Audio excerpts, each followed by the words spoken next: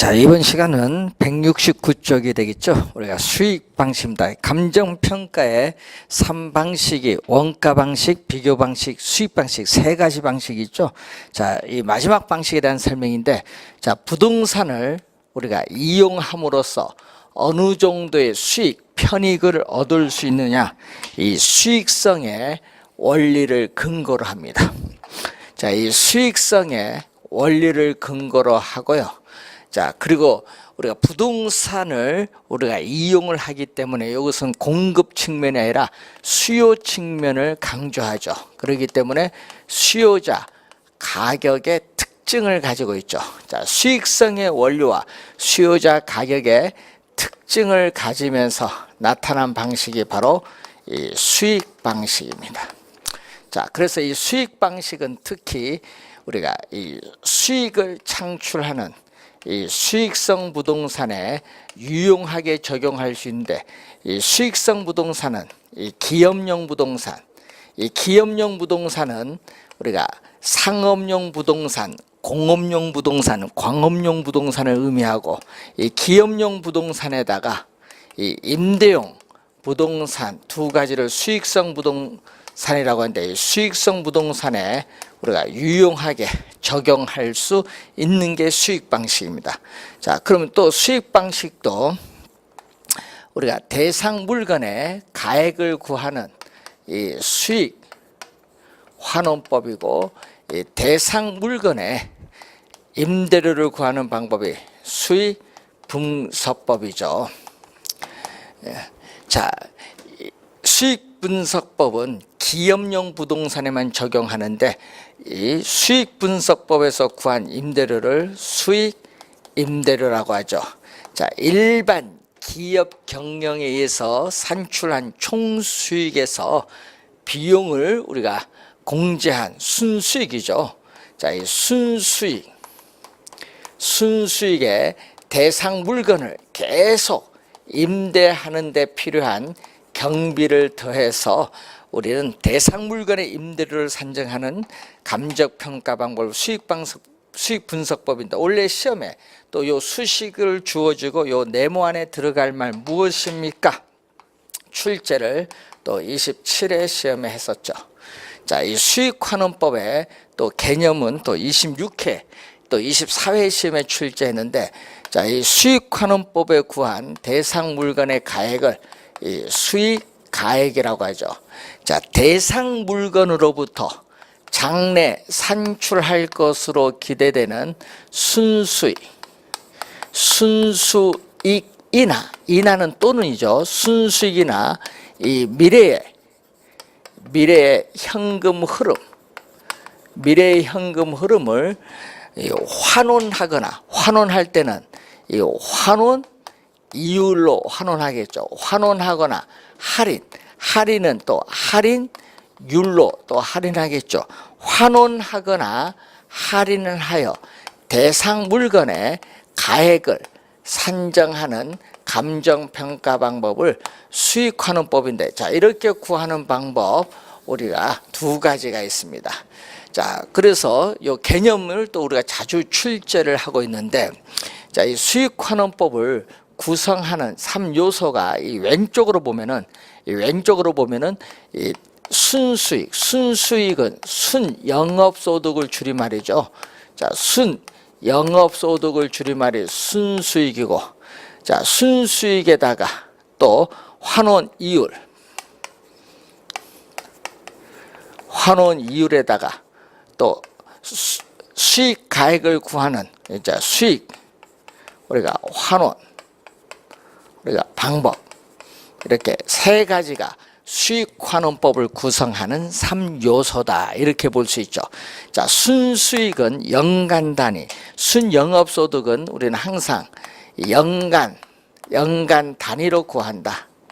예, 여러분, 산정은 구한다는 얘기죠. 이 산정은 구한다, 연간 단위로 구하는데, 자, 이 투자 이론에서 배우셨던 이 수식을 많이 이용하죠. 우리는 조소득은 임대 단위수를 100% 완전히 임대되었을 때 얻을 수 있는 최대한의 임대료 수입에다가 여기서 공실 및 우리가 불량부채는 회수 불가능한 임대료 수입이죠. 불량부채를 빼주고 또 자판기 수입이나 건물의 주차료 수입과 같은 기타 소득을 대주면은 유효조소득이 나오죠. 바로 공시를 감안한 임대료 수입이 나오고, 자, 여기서 부동산을 운영하고 유지하는 데 드는 비용인 영업경비를 공제해 주면은 순영업 소득 순수익이 나오는데, 자, 이렇게 순수익을 이렇게 구하는 방식을 우리는 시험 문제에 많이 출제를 하는 거죠. 순수익 구하는 방법. 또 요 네모 안에 들어갈 말 무엇입니까? 우리가 18회 시험에 또 출제를 했었죠. 자, 그리고 또 요 네모 안에 또 요 들어갈 말 무엇입니까? 자, 요 네모 안에 또 들어갈 말 무엇입니까? 여기서는 또 16회 시험에 출제를 했고, 또 이 개념과 관련해서 24회 시험에 출제했고, 또 26회 시험에 또 출제를 했죠. 자주 우리가 출제를 하는 개념입니다.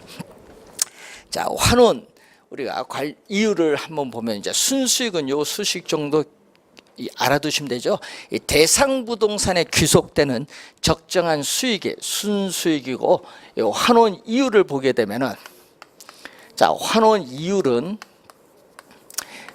이율의 개념을 보면은, 이 대상 물건으로부터 장래에 산출할 것으로 기대되는 순수익을 통해서 우리는 부동산에 있어서의 이 가액을 구하기 위한 이율의 개념이 환원이율인데, 부동산 가액이 10억이고 순수익이 1억이면 10%죠. 환원이율. 그래서 이 환원이율은 바로 수익률이죠. 그래서 이 부동산의 이 수익성을 우리가 측정하는 지표다. 이 부동산에 있어서의 이 수익성을 우리가 나타내는 지표고요. 투자자 입장에서는 투자 지표로서의 역할도 하고, 또 환원이율은 이 대상 지역이라든지 품질과 등급, 품등이라든지 용도 등에 따라 환원이율은 차이가 있습니다. 그래서 환원이율은 부동산의 수익성을 우리가 나타내는 지표다, 이렇게 보시면 되겠죠. 자, 환원이율의 우리가 구조와 관련해서 환원이율은 우리가 투자한 자본으로부터 미래에 예상되는 자본 수익이 있거든요. 이 자본 수익률에다가 미래의 부동산 사용에 따르는 이 감가상각분에 대해서는 자본을 회수해야 돼요. 그래서 이 자본 회수율을 더해준 개념을 말합니다. 이 자본 수익률에 자본 회수를 더해준 개념인데, 이 자본 수익률 요 네모 안에 들어갈 말 무엇입니까? 14회 시험 출제됐고, 요 수식은 9회 시험에 또 출제가 됐었죠. 요 개념.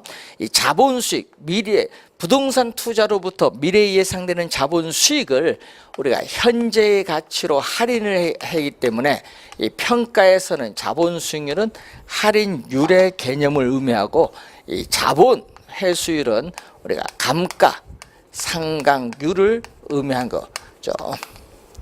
감가상각분에 대해서 자본을 회수하는 것이기 때문에 감가상각률을 의미하는 개념이다. 자, 이런 내용이죠. 그래서 이 환원이율 우리가 구하는 방법. 자, 이 환원이율 우리가 구하는 방법은 우리가 5가지가 있습니다. 자, 이 시장 추출은 뽑아내죠. 가장 최근의 거래 사례로부터 환원 이율을 직접 추출하는 방법을 얘기하겠죠. 자, 그리고 두 번째가 이 요소 구성법, 우리가 조성법이라고 하죠. 자, 요소 구성법, 이 조성법에서의 환원 이율. 자, 이 환원 이율은 이 순수 이율, 이 순수 이율의 대상 물건의 순수 이율의 위험률을 가산한 율로 한다, 이런 얘기죠. 자, 이때 순수 이율의 개념을 잘 알아두셔야 되는데, 이 순수 이율은 바로 무오위험률이다. 여러분 기대 이율이 아니라 무오위험률, 무오위험 자산의 수익률, 예를 들면은 국채 수익률을 말하는 거고요. 이 기대 이율이 아니라는 걸 주의해 두시고, 자, 오위험률, 오위험률은 투자자의 오위험 부담에 따르는 할증률을 얘기합니다. 투자자의 오위험 부담에 따르는 할증률인데, 자, 오위험률을 구성하는 요소가 있겠죠. 투자에 따르는 오위험성, 현금화가 쉬운가 어려운가, 비유동성, 부동산 관리가 어려울 난, 쉬울 리, 어려운가 쉬운가, 투자한 자금이 안전한가 그렇지 않은가. 자, 이런 네 가지죠. 이 대상 부동산에 관한 위험을 이렇게 여러 요소로 분해하고 개별적 위험에 따르는 이 할증률을 더하여 환원율을 구하는 방법을 요소 구성법이라고 하죠. 자, 그리고 또 투자 결합법은 또 두 가지가 있습니다. 물리적 투자 결합법, 금융적 투자 결합법 두 가지가 있고요. 이 금융적 투자 결합법을 계량해서 나타나는 엘우드법이라는 용어가 있죠. 자, 그리고 이 지분 투자자의 입장이 아닌 저당 대출자인 우리가 저당 투자자 입장에서 구하는 방법인 부채 감당법이 있습니다. 부채 감당법은 우리가 대출자 입장에서 구하는 거죠. 대출자인 우리가 저당 투자자의 입장에서 환원 이유를 구하기 때문에 객관적이라는 장점은 가지고 있죠. 그래서 여기서는 우리가 부채 감당법에서의 환원 이율은 부채 감당률, 자, 순 투자이론에서 배우셨는데요. 순 영업소득이 부채 서비스액인 원리금 상환액의 몇 배가 되는가 측정하는 지표죠. 부채 감당률에 부동산 가격에 대한 대출금이 차지하는 비율, 대부 비율에다가 이 저당 상수를 곱해주면은 구할 수 있는데, 자, 시험에 우리가 이 네모 안에 들어가말 묻는 거 18회 시험에 출제했고, 요 계산 문제는 24회 시험에 또 출제를 했죠.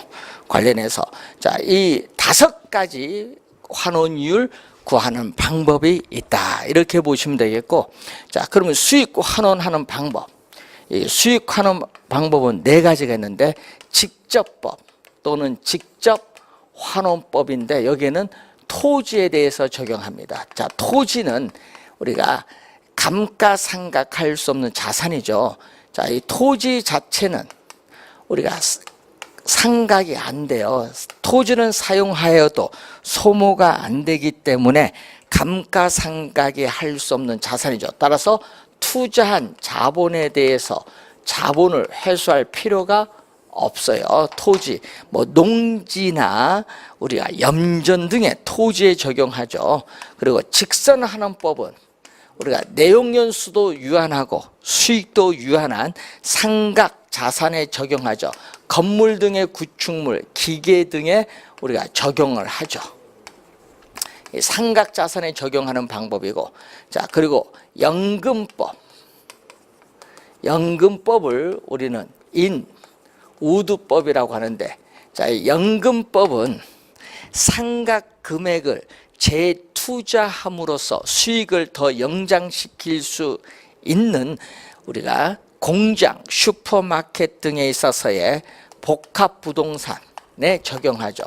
공장, 슈퍼마켓 등의 복합부동산에 적용한다든지 또는 어업권에 적용을 합니다.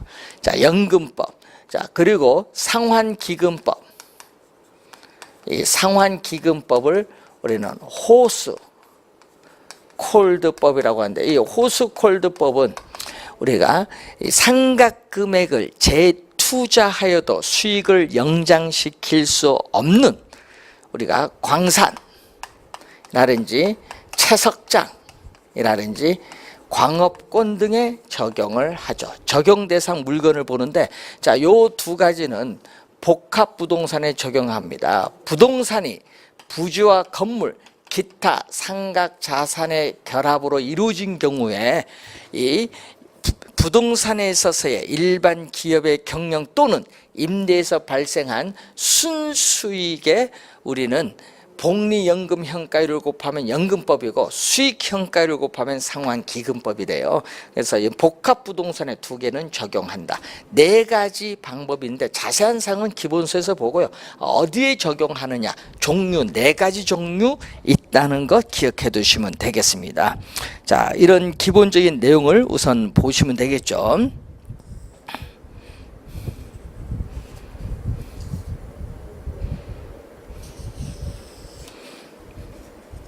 자, 그 다음에 여러분 교재 173페이지 보시면은 부동산 가격 공시제도죠. 자, 이 부동산 이 가격 공시 및 감정평가에 관한 법률이 바뀌었거든요. 그래서 이 부동산 가격 공시에 관한 법률이 우리가 2016년 9월 1일부터 시행이 되면서 법 자체가 바뀌었어요. 그래서 부동산 가격 공시제도는 크게 세 가지로 나눠요. 자, 이 9월 1일 이전에는요, 두 가지였다가 이제 하나가 더 도입이 됐다는 얘기인데, 이 토지 가격 공시제도가 있어요. 자, 이 토지 가격 공시제도는 이 표준지 공시지가, 자, 표준지 공시지가와 이 개별 공시지가로 크게 나눠볼 수 있는데, 이 표준지 공시지가는 국토교통부 장관이 공시합니다. 자, 국토교통부 장관이 공시하고 개별 공시지가는 시장, 군수 또는 구청장이 결정 공시를 하죠. 자, 그러면은 이 표준지를 선정을 하는데, 자, 이 표준지 는 토지의 특성 중 개별성의 특성으로 해서 표준지를 선정하기가 어려운데, 그래서 우리가 거래의 대상이 되는 약 2,900만 필지 중에서 표준지를 우리가 50만 필지를 선정을 해요. 자, 그럼 표준지를 선정을 하게 되면은 이 표준지를 선정하면 이제 조사 평가를 해야 돼요. 이 조사 평가를 통해서 우리는 심의를 해야겠죠. 그래서 중앙 부동산 가격 공시. 자, 여러분 바뀌기 전에는 평가였는데 이건 바뀌었거든요. 중앙 부동산 평가가 아니라 중앙 부동산 가격 공시 위원회의 심의를 거친다. 심의. 그래서 여러분 조사 평가를 먼저, 심의는 나중 꼭 기억해 두시고, 국토교통부 장관일 때는 중앙, 시장, 군수, 구청장이 나오면은 시군구 이렇게 들어가면 돼요. 심의를 거쳐서 국토교통부 장관이 표준지 공시가를 공시하고 이 열람을 등을 통해서 이 신청이 있으면 이 신청을 하게 되겠죠. 자, 그럼 이 표준지 공시지가의 개념은 뭐냐? 자, 이 표준지 공시지가의 개념이 나오죠. 자, 이 토지 이용 상황이나 주변 환경, 우리가 그 밖에 자연적 사회적 조건에 따라, 자, 여러분 교재 173페이지 나오죠. 토지 이용 상황이나 주변 환경, 그 밖에 자연적 사회적 조건이 일반적으로 유사하다고 인정되는 일단의 토지 중에서 선정한 표준지에 대하여 매년 공시기준 현재에 있어서의 단위 면적당 적정 가격을 표준지, 우리가 공시지가인데 주의해야 될 것은 거기에 보면은 단위 면적당 적정 가격이 나오거든요. 이 단위 면적당 적정 가격을 표준지 공시지가인데 이 단위 면적을 주의하겠죠. 단위 면적은 1제곱미터입니다. 여러분 평이 아닙니다. 1제곱미터당 적정 가격이라는 용어죠. 자, 표준지 공시가의 개념입니다. 자, 공시 기준이라는 용어가 앞으로 이제 많이 나오는데, 공시 기준일은 우리가 매년 1월 1일을 의미하죠. 공시 기준일은 매년 1월 1일. 자, 우선은 표준지 공시지가인데 또 공시상도 시험에 잘 나오죠. 자, 자, 표준지 공시지가의 공시상을 보면은 표준지가 어디느냐? 표준지의 지번, 표준지의 단위 면적당 가격, 표준지의 면적 및 형상, 표준지 및 주변 토지 이용 상황, 그 밖에 대통령령이 정하는 사항이 있어요. 자, 그것을 염두에 두시면 되겠고, 자, 이 신청을 할 때는 공시1이죠. 공시1, 공시 기준일이 아닙니다. 공시1부터 우리가 30일 이내에 합니다. 자, 공시일부터 30일 이내에 누구에게? 표준지 공시지가는 국토교통부 장관에게, 개별 공시지가는 시장, 군수 또는 구청장에게 어떻게 돼? 서면, 구두가 아닙니다. 서면, 예? 서면으로 우리는 이를 신청할 수 있다. 자, 여러분, 이를 신청하지 않고 또 뭐 할 수 있다? 행정소송을 제기할 수도 있겠지. 자, 그러면은 이 신청 기간, 이 신청이 있은 날, 이 신청을 받은 날이 아니라 이 신청 기간이 만료된 날입니다. 이 신청 기간이 만료된 날, 이 신청 기간이 만료된 날부터 우리가 며칠 또 30일인데 요거 합쳐서 60일로 또 출제를 많이 하는데 60일이 아니다. 30일 이내에 또 어떻게 돼요? 서면으로, 구두가 아니다. 서면으로 신청인에게 어떻게 돼요? 통지하여야 한다. 하야는 반드시죠. 그래서 여러분이 이 신청 기간이 만료된 날부터 30일 이내에 이 신청을 심사하여 서면으로 신청인에게 통지하여야 한다는 거죠. 이 신청 시험에 또 자주 출제를 하는 내용입니다. 그래서 이 신청자는 토지 소유자, 토지 이용자, 그 밖에 법률상 이해 관계를 가진 자가 이 신청을 할 수 있는 사람이 되죠. 자, 그 내용이고, 개별 공시가는 우리가 표준지 공시지가를 기준으로 하죠. 그래서 이 토지의 특성, 항목별 가격 배율을 표시한 표, 토지 가격 비준표를 사용해서 개별 공시가를 구하는데, 개별 공시가는 표준지 공시지가의 공시 기준일 현재의 관할 구역 안에 단위 면적당 가격을 말합니다. 자, 그래서 공시 시한. 자, 개별 공시지가의 공시 시한은 우리가 매년 우리가 5월 31일이 된다. 매년 5월 31일이 된다는 그런 내용이 되겠죠. 자, 이 내용을 좀 잘 알아두시고, 표준지 공시가를 적용했을 때는 여러분 공공용지를 매수하거나 토지 수용, 사용에 대한 보상인데, 자, 토지를 수용했을 경우에 보상평가를 할 때는 표준지 공시가를 적용하고요. 또 개발이익 환수에 관한 법률에는 개발부담금을 부과한다, 또 세금 부과한다, 이럴 때는 개별 공시가를 적용합니다. 그걸 잘 구별을 좀 해두셔야 되겠고, 자, 그러면 주택 가격 두 번째, 주택 가격 공시제도죠. 자, 이 노무현 대통령 때 도입된 주택 가격 공시제도인데, 자, 여기에는 이 단독 주택 가격 공시가 있고, 공동주택은 아파트, 연립주택, 다세대 주택이죠. 가격 공시가 있는데, 자, 이때 표준주택 가격이 있죠. 자, 표준 주택 가격, 그리고 이 개별 주택 가격이 있습니다. 자, 이 표준 주택 가격은 또 국토교통부 장관이 공시해요. 개별 주택 가격은 시장, 군수 또는 구청장이 결정 공시하고, 공동주택 가격은 국토교통부 장관이 공시를 합니다. 그래서 여러분 교재에 우리가 또 우리가 5페이지 보시면은 우리가 나와 있습니다. 자, 국토교통부 장관은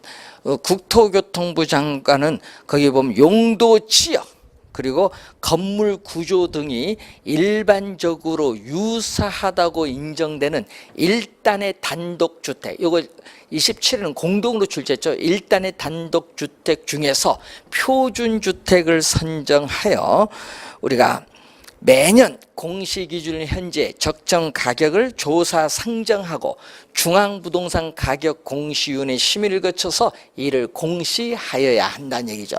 그래서 표준주택 선정, 조사 평가, 중앙부동산 가격 공시위원회 심의를 거쳐서 우리는 표준주택 가격을 공시하고 열람을 쳐서 이의 신청하는 건 똑같습니다. 그래서 이 표준주택 가격 공시사항도 시험에 많이 나오죠. 표준주택의 집은 어디 있냐? 표준주택 가격, 표준주택의 대지 면적 및 형상, 표준주택의 용도, 구조, 연면적, 사용 승인을, 임시 사용 승인을 포함하죠. 이걸 우선 또 출제를 많이 하고, 이 개별주택 가격은 관할 공시기준일 현재의 표준주택 가격 기준으로 관할 구역 안의 개별주택 가격을 결정 공시하고 이를 관계 행정기관 등에 제공하여야 한다. 자, 그런데 문제는 두 개. 공시 시한은 매년 4월 30일이다. 개별 공시과 다릅니다. 매년 4월 30일이다라는 거. 자, 그 내용이 이제 거기에 나와 있는 그러한 내용이 되겠습니다. 자, 그래서 여러분 교재 176페이지에 공동주택 가격이 나오죠. 자, 국토교통부 장관은 공동주택에 대하여 매년 공시기준일 현재 적정 가격을 조사 산정하여 중앙부동산 가격심의위원회 심의를 거쳐 부동산 가격 우리 중앙부동산 가격 공시위원회 심의를 거쳐 공시하고 이를 관계 행정기관 등에 제공하여야 한다. 이런 얘기죠.